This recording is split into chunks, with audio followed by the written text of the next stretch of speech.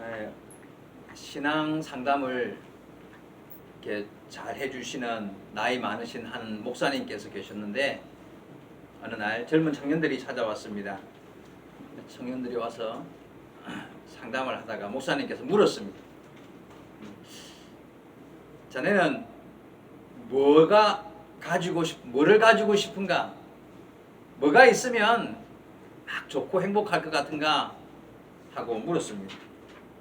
이게 청년들, 학생들 많이 있으니까 여러분한테 만약에 그런 목사님이 묻는다면 뭐라고 대답하시겠습니까? 뭐가 있으면 좋겠습니까? 뭐 아마 가능하다면 뭐 넉넉한 재물, 그죠? 또 젊으니까 아름다움, 멋짐, 그죠? 키도 크고 멋진 남자, 또 예쁘고 아름다운 여인, 이런 것들을 아마 가지고 싶어 할 것입니다. 뿐만 아니라 뭐 재능이나 또 사랑, 혹은 뭐 건강이 안 좋으면 건강, 또 뭐 그 명예나 뭐 아니면 인기, 그죠? 이런 것까지 어쨌든 사람들이 늘 항상 좋아하는 그런 것들을 가질 수 있다면 막 이렇게 대답을 했겠죠. 여러분도 아마 그런 대답을 할 거라고 생각이 듭니다. 근데 그 대답을 다 들은 그 목사님께서 하시는 말씀이,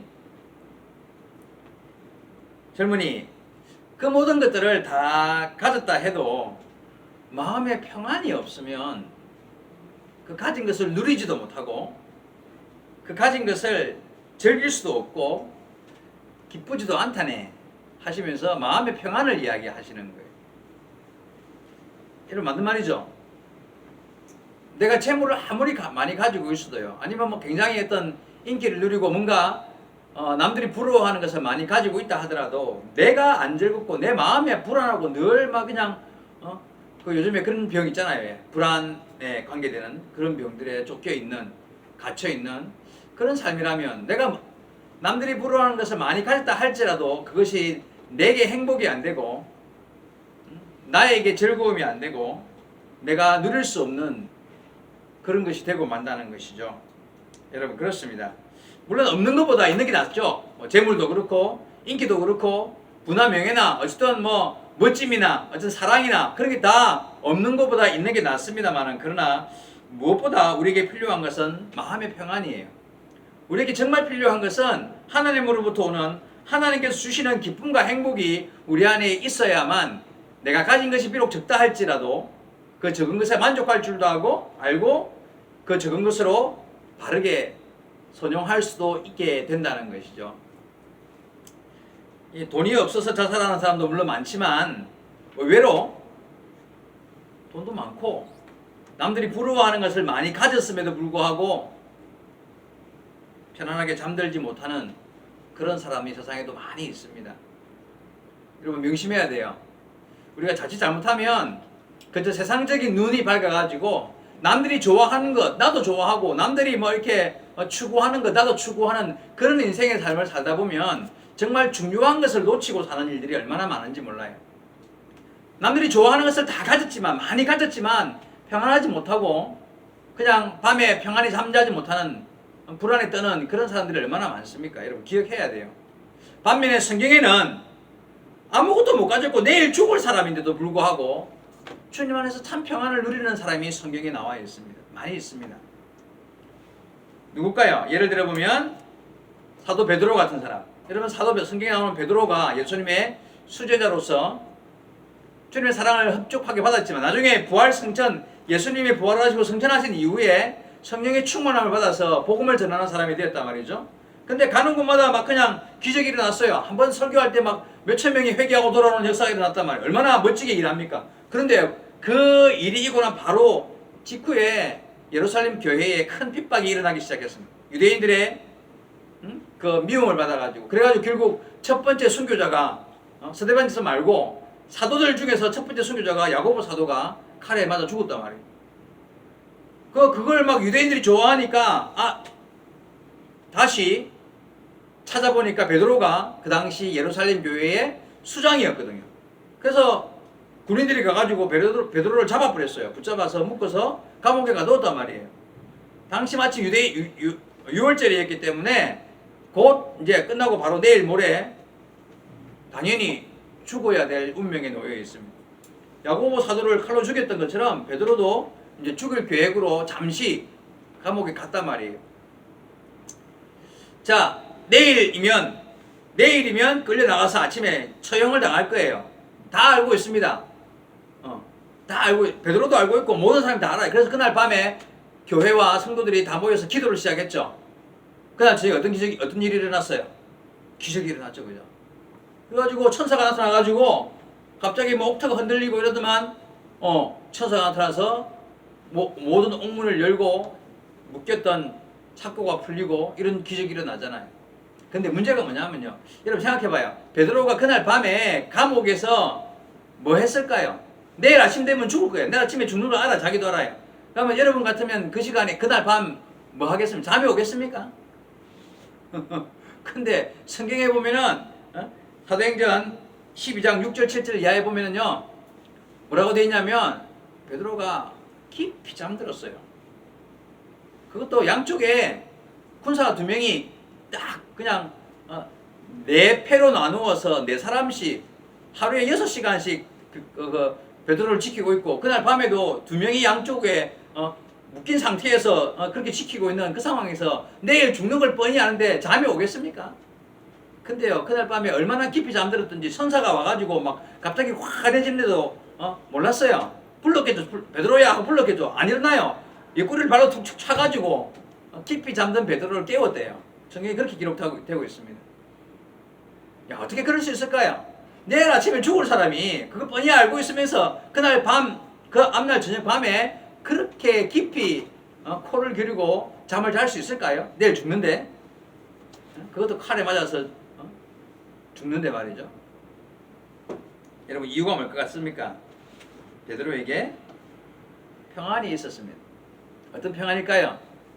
감옥 안에 있으나 감옥 밖에 나가나, 내가 죽으나 사나, 내가 예수 안에서 누리는 평안, 이게 참 설명이 쉽지 않습니다. 여러분 생각해 봐봐요. 내일 죽는 사람에게 깊이 잠들 수 있는 평안이 있다. 이게요 보통 일이 아닙니다. 그런데 우리가 주 예수 믿는 믿음 안에서 이 평안을 우리도 누릴 수 있어야 해요. 그게 예수 믿는 사람이거든요. 예수 안에 있는 평안, 주님이 주시는 하나님으로부터 오는 평안, 세상이 줄 수 없는, 세상은 절대 줄 수 없는 예수 안에서 누릴 수만 있는 그런 평안이 베드로에게 있었다는 거예요. 이거는요, 감옥에 있어서 불행하고 내가 감옥에 들어오다니, 그거 아니에요. 내일 죽는데, 그게 그런 것을 초월한, 삶의 환경을 초월한 하나님의 은혜 안에 살고 있다는 자체가 삶의 그 평안의 이유가 되는, 말 그대로 믿음으로 가능한 평안이에요. 이거는 믿음으로만 가능한 평안이에요. 영원한 주님의 나라를 향한 믿음으로만 가능한 그 평안이 베드로에게 충만했기 때문에 내일 죽는 줄 알았지만 오늘 평안히 잠잘 수 있었다는 거예요. 여러분 베드로뿐만 아니죠. 사도 바울과 신라도 복음 전도 여행을 다니다가 빌립보라는 지역에 갔었을 때에 그곳에서 복음을 전하다가 귀신 들린 여종을 구해주는 참 선한 일을 했단 말이에요. 그런데 선한 일을 했음에도 불구하고 오해를 받고 사람들한테 붙잡혀서 열심히 얻어맞고 그것도 착고에 채워서 깊은 감옥에 갇히게 되었습니다. 인간적으로 생각하면요 정말 억울하고 기가 막힌 일이죠. 좋은 일을 했다가 이런 일을 당했단 말이에요. 그날 밤에 바울과 신라가 그래서 오망하고 불평했습니까? 그렇지 않습니다. 성경에 기록된 대로 보면 그들이 하나님을 찬양하고 기도하며 하나님께 영광을 돌리는 시간을 가졌습니다. 근데 기적이 그때도 일어났어요. 그 밤에 갑자기 옥토가 흔들리더니만 묶였던 게 다 풀리고 옥문이 저절로 열렸단 말이에요. 열렸어요. 자, 보통 그렇게 되면 어떻게 돼야 돼요? 하나님의 뜻이다 이러면서 그냥 도망가야 되겠죠. 빨리. 당연하지. 묶인 게 풀리고 옥문이 열렸단 말은 하나님께서 도망가라는 뜻이네 하고는 그냥 도망갔어야 하는 건데 도망을 안 간 거예요. 두 사람이 그냥 그 자리에 앉아서 하나님 뜻이 뭔가 있을 것이다 하고는 거기에 앉아 있는 거예요.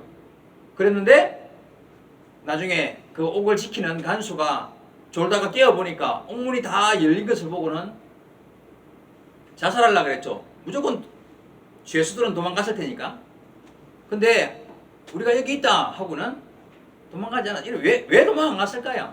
베드로와 바울과 실라의 입장에서 감옥 안이나 감옥 밖이나 같다는 거예요. 그게 뭐 감옥에 갇혔다고 슬퍼하고 괴로워하는 게 아니라 뭔가 하나님의 뜻이 있으시면 감옥에 올 수 있는 것이고 하나님의 계획이 있으시면 나갈 수도 있는데 옥문이 열렸어. 근데 안 나갔어요.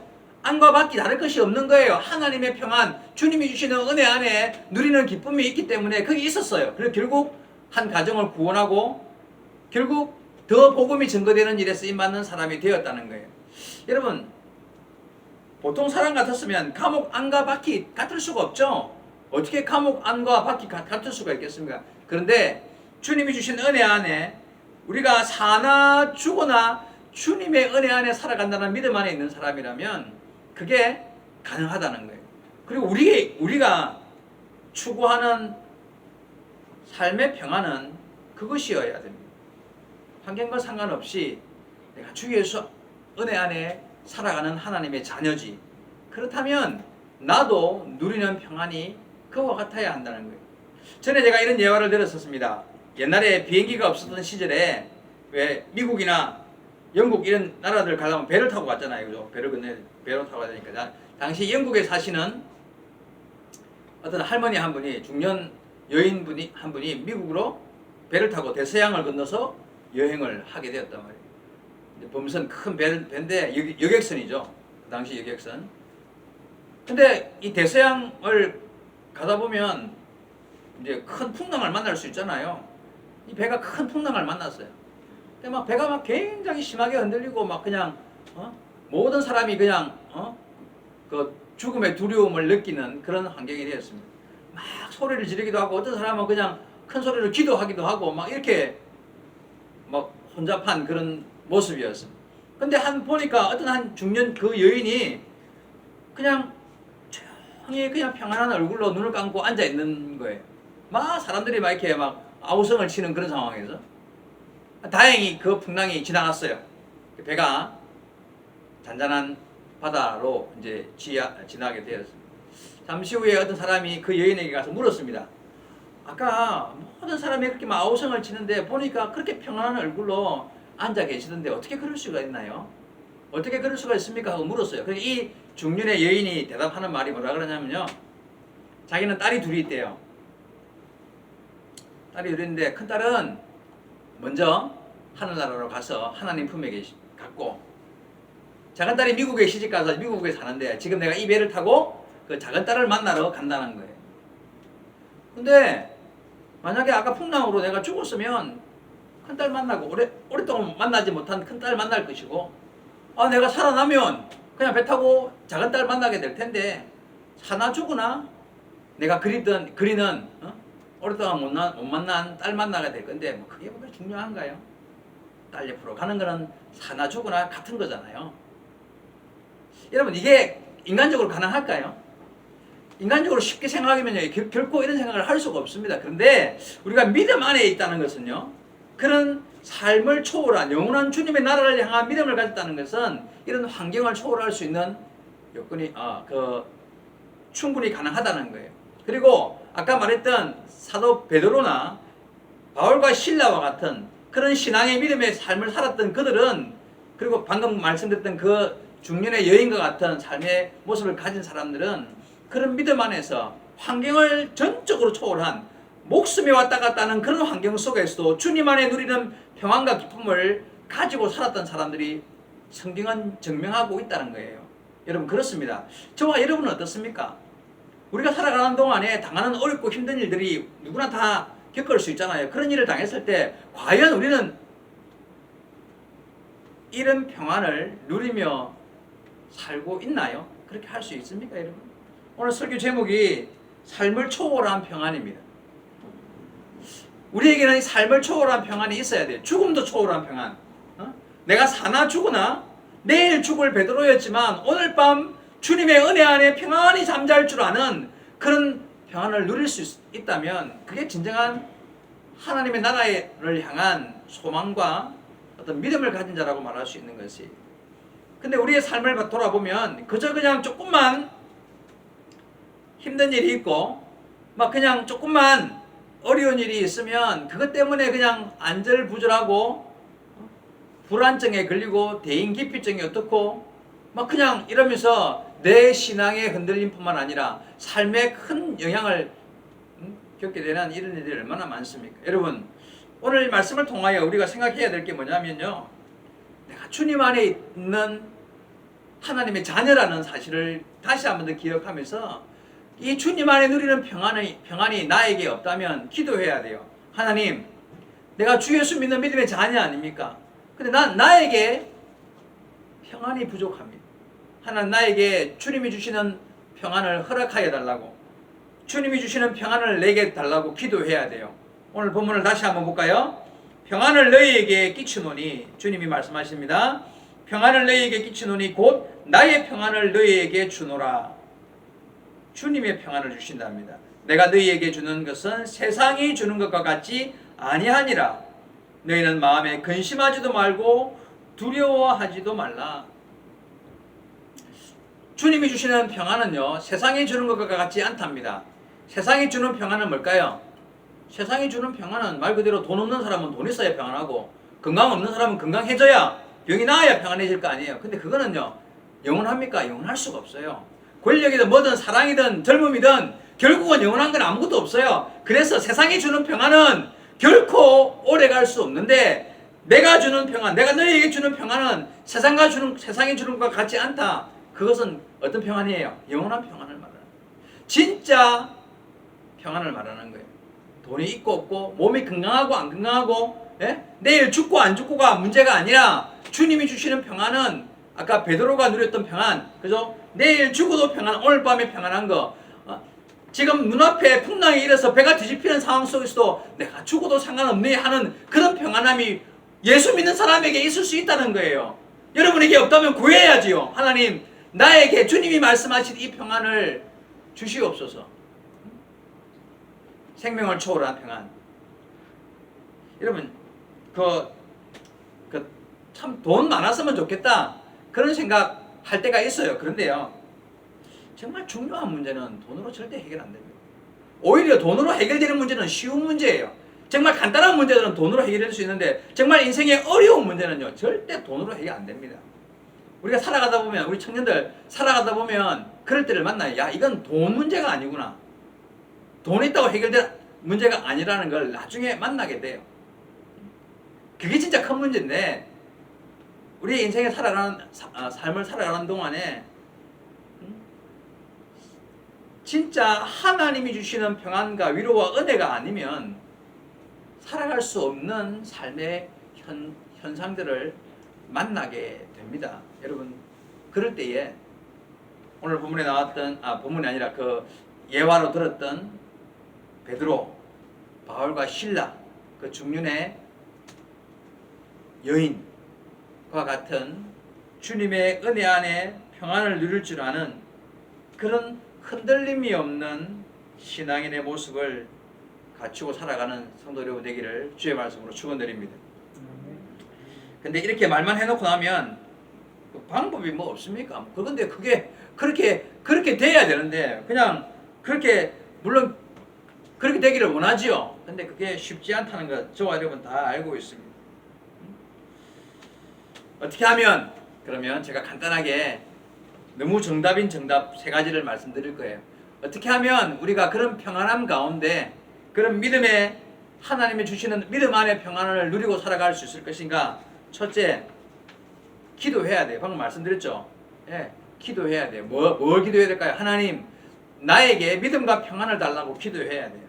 여러분, 우리가 예수를 믿는 믿음의 사람들로서, 하나님의 자녀로서 주님이 내 안에 계시고 내가 주님 안에 있음을 믿고 기도하지 않으면 어떤 것도 이루어지지 않는다, 이런 확신을 가지고 구하는 자가 되어야 합니다. 평안과 기쁨과 행복, 기도하는 자가 누리는 하나님의 은혜입니다. 다시요, 우리의 삶의 평안과 기쁨과 행복은 기도하는 자가 누리는 하나님의 은혜라는 사실을 기억하고, 여러분 반드시 우리의 삶을 주께 맡기고 여기 본문에 읽었듯이 근심하지도 말고 두려워하지도 말고 주께 기도하여서 마음이 불안하고 괴롭고 힘들 때 은혜를 구하세요. 제발. 하나님, 내 마음이 지금 이렇게 흔들리고 괴로워요. 하나님, 내 마음에 주님이 말씀하신 그 평안을 지금 주시옵소서라고 기도해 보세요. 기도하지도 않으면서 날마다 불안하다고 이야기하지 말고요. 기도하는 자에게 하나님이 응답하십니다. 빌립보 4장 6절 7절 말씀입니다. 아무것도 염려하지 말고 오직 모든 일에 기도와 간구로 너희 구할 것을 감사함으로 하나님께 아뢰라. 그리하면 모든 지각에 뛰어난 하나님의 평강이 너희 마음과 생각을 지키시리라. 얼마나 분명한 응답입니까? 기도하래요. 두려워하지도 말고 떨지도 말고 염려하지도 말고 너희의 마음을 너희의 생각을 주님 앞에 아뢰고 구하면 하나님의 평강이 너희의 마음과 생각을 지키신다고 말씀하십니다. 하나님이 응답하신다는 말씀이죠. 예, 우리가 기도하지 않아서 두려워 떠는 거예요. 여러분, 힘들고 어려울 때 주님의 은혜를 믿고 주님, 내 마음이 지금 흔들리고 마치 풍랑 앞에 조각배처럼 이렇게 위태로운데 하나님 내 마음을 위로하시고 붙잡아 주시고 평안을 허락하여 달라고 여러분 기도하시기 바랍니다.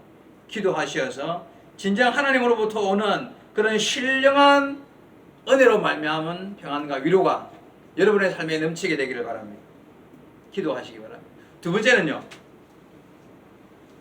이것도 너무 정답이라서 정답 같지 않지만 하나님의 말씀을 읽어야 돼요. 그죠? 말씀을 사랑하는 자가 평안을 찾습니다. 조용히 앉아서 말씀을 읽다가 얻는 이익이 그 안에 있는 어떤 뜻을 깨달아 알고 새로운 성경의 지식을 깨닫는 게 문제가 아니라 이 말씀이 나를 평안하게 만든다는 사실을 여러분 읽다가 보면 느끼는 거예요. 이거는 설명이 안 되는 거예요. 내가 말씀을 읽을 때 오는 어떤 마음의 평안은요, 설명으로 어떤 이렇게 되는 게 아니라 내가 경험해 보면 아는 거예요. 여러분, 삶에 흔들리는 일들이 있을 때, 괴롭고 어려울 때 뭔가 막 뛰쳐다니면서 누구 도와줄 사람 찾고 막 그냥 어떻게 내가 해결해 보려고 그렇게 하지 말고, 물론 그런 노력도 필요하지만 조용히 앉아서 기도하고 하나님 말씀을 펼칠 줄 아는 지혜가 우리에게 있어야 돼요. 하나님 말씀을 읽어야. 지난주에 목사님이 목에 핏대를 세우고 성경 읽은 기억납니까? 납니까? 지난주 설교했던 내용. 성경에 대한 이야기. 자, 이야기했는데 지난 한 주간 동안 그 앞주보다 성경을 좀 읽었습니까? 살짝 들렸습니다. 맨소리네요. 여러분, 성경 읽어야 돼요. 지난주 제가 본문이 어디였습니까? 제일 긴 성경 시편 100 몇 장? 119. 예, 119장. 몇 절까지 썼습니까? 167절, 176절이었습니까? 예. 그 긴 성경을 내가 한번 읽어보라 그랬는데 지난주에 집에 가서 읽어본 사람 119편. 예, 한 분 계시네요. 이거 여목사 설교지 큰일 났다 이거. 내가 그렇게 광고해가지고 집에 가면 119편 길지만 꼭 한번 읽어보라고 그랬는데. 자, 119편 165절에 이렇게 나와 있습니다. 주의 법을 사랑하는 자에게는 큰 평안이 있으니 저희에게는 장애물이 없으리라. 주의 법을 사랑하는 자에게 큰 평안이 있대요. 정답이죠. 하나님 말씀 읽고 그 말씀 사모하고 그 말씀에 깊이 마음을 쏟아 사모하는 마음으로 읽는 자에게는 마음의 평안이 있어서 삶의 장애물이 없을 거래 없대요. 그 마음이 얼마나 위로가 되면 여러분, 삶의 장애물이 없는 사람이 있으면 다 있어요. 다 있는데 말씀 때문에 마음의 평안을 누리면서 그 장애물이 더 이상 장애물이 안 되더라는 거예요. 그게 바로 하나님 말씀해 주시는 위로와 평안인 거예요. 여러분, 말씀 읽어야 되겠죠. 말씀 읽어야 돼요. 기도하고 말씀 읽어야 돼요. 그래야 우리의 진정 하나님으로부터 오는 그런 평안, 세상이 줄 수 없는 평안을 누리게 될 것입니다. 여러분, 성경은 우리의 인생을 축복으로 인도하는 유일한 책, 인생 교과서, 우리가 바르게 사는 삶의 길이 무엇인지를 분명히 밝히는 유일한 바로 교과서가 성경입니다. 하나님 말씀 귀하게 여기고 그 말씀 읽다가 삶의 문제들을 해결 안 받고 삶의 진정한 평안을 누릴 줄 아는 저와 여러분 되시기를 주의 말씀으로 축원드립니다. 기도와 말씀. 마지막 한 가지만 더. 순종이에요. 이게 그냥 안 돼요. 순종이라는 게 그냥 안 되는데 기도하고 말씀을 읽고 나서 기도와 말씀을 통하여 깨달은 하나님의 뜻에 순종하게 되는 거예요. 그렇죠? 기도도 안 하고 말씀도 안 읽으면 뭘 순종해야 될지도 몰라요. 그래서 목사님을 통하여 들려지는 말씀을 깨닫고 은혜를 받고 내가 평상시에 앉아서 조용히 주의 말씀을 읽고 기도하면서 하나님의 뜻을 깨달았을 때 그렇구나, 내가 이걸 몰랐구나, 이 말씀도 있었네, 내가 이대로 순종하며 살아야지 하며 결단하고 살아가는 삶을 살 때만 하나님이 우리의 삶의 모든 문제와 삶의 위로와 평안으로 우리를 인도하여 가실 것입니다. 이사야 48장 18절 나와 있는 말씀입니다. 내가 나의 명령에 주의하였더라면 내 평강이 강과 같았겠고 내 공의가 바닷물 같았을 것이며, 네가 내가 명령하는 말씀에 순종하고 주의를 기울였다면, 이 어떤 내용이냐면 이스라엘 백성들이, 이사야서잖아요. 이사야 48장이 이스라엘 백성들이 나중에 하나님 말씀에 불순종해요. 나중에 포로가 되고 잡혀가잖아요. 막 죽임 당하고. 그때 이사야 선지자를 통해서 하나님께서 하신 말씀이, 야, 너희들이 내 말에 순종하고 저 명령에 따랐더라면 너희의 평강이 강같이 흘렀을 것이고 너희의 삶이 위로받고 잘 되었을 것인데 내 명령에 순종하지 않지 않았느냐. 그러면서 책망하시는 내용이었습니다. 여러분, 하나님 말씀에 순종하여 살아가는 삶만이 하나님으로부터는 신령한 평안을 누리는 건 당연한 겁니다. 여러분, 순종하셔야지요. 그죠? 순종이 제사보다 낫다. 아브라함이 말씀에 순종하였을 때 복의 근원이 되었습니다. 여러분, 성경에 나와 있는 수많은 모든 믿음의 선진들이 순종 이야기를 통해서 하나님의 은혜와 복을 받은 사람들이에요. 불순종했던 선지자가 있었죠. 누구? 요나. 니느웨로 가라 명령했는데 정반대로 다시스로 가는 배를 탔습니다. 불순종했죠. 그에게 평안이 있었습니까? 그에게 형통이 있었습니까? 불순종하고 도망가면 그런 삶의 평안과 형통이 있을 수가 없는 거예요. 성경이 증명하고 있잖아요. 여러분, 우리가 하나님의 말씀을 통하여 기도를 통하여 하나님께로부터 오는 어떤 은혜를 받았을 때 그 말씀에 순종을 결단하시기 바랍니다. 그런 자에게 하나님은 위로와 평강이 임하는 것입니다.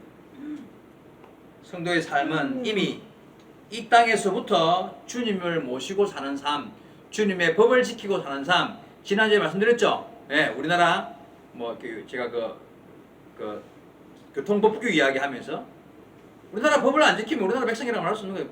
감옥에 가는 거예요. 법 안 지키면. 그죠? 천국 백성을 지키는 자가, 이 땅 위에서부터 하나님의 법을 지키는 자가 천국 가는 거예요. 네? 이 땅 위에서부터 하나님의 법을 지키는 자가 하나님 나라 백성인 거예요. 그래서 초막이나 궁궐이나 우리가 사는 환경이 어떠하든지 상관없이 천국에서 사는 사람이 되어야 합니다. 여러분, 이 땅 위에서 천국에서 사는 사람이 하나님의 법을 지키고 하나님 안에, 은혜 안에 평강을 누리며 살아가는 그 사람이 결국 죽어서 천국 가는 거예요. 여러분, 이 한 가지 오해하는 것 중에 한 개가 뭐냐면, 많은 성도들이 뭘 오해하냐면요, 아이고, 내가 이 땅에 사는 동안 막 찢기고 벗고 그냥 가난하고 힘들고 어렵고 그냥 막 고통과 힘든 속에서 살아가고 이랬지만 내가 죽어서는 천국 가야지. 이게 잘못하면요, 잘못된 천국 개념이에요. 여러분, 이 땅에 사는 동안에, 이 땅 위에 사는 동안에 이미 하나님의 백성으로서 하나님의 법에 순종하고 하나님의 위로와 평안을 받고 누리며 살아가면서 이미 이 땅 위에서 천국을 경험하며 살아가는 그 사람이 죽어서 천국 가는 거예요. 이게 천국 개념이 어떤 의미인지 아시겠습니까? 많은 사람들이 오해하는 게 뭘 오해하는지 알겠습니까? 내가 이 땅에서는 내가 비록 그냥 힘들고 어렵고 막 그냥 믿음 지키기 고통스럽고 막 참고 견디고 내가 천국만 가면 되니까, 그러면서 신앙생활에 조금 부족하더라도 내가 천국만 간다. 그런 마음이면 안 된다는, 이미 이 땅 위에서 하나님의 백성으로서 천국을 맛보며 살아가는 거예요. 우리의 삶의 자리가 초막이나 궁궐이나 상관없이 주님이 주시는 평안과 위로를 누리며 믿음 안에서 주님의 도우심 안에 사는 그 삶을 이 땅에서 살아야 돼요. 그 사람이 죽어서 천국 가는 거예요. 지금의 삶이 예수 안에 누리는 평강, 기쁨, 행복, 주님의 주시는 은혜 안의 삶을 여러분 사셔야 합니다. 이게 그냥이 아니라 믿음으로 가능해요. 주 예수 믿는 믿음으로. 베드로와 바울과 실라처럼 우리의 삶을 초월한 하나님이 주시는 평안과 하나님 우리 예수 안에서 믿음 안에서 누리는 참된 기쁨 평안이 여러분의 삶 가운데 있어야 합니다. 자, 말씀을 읽고 그죠?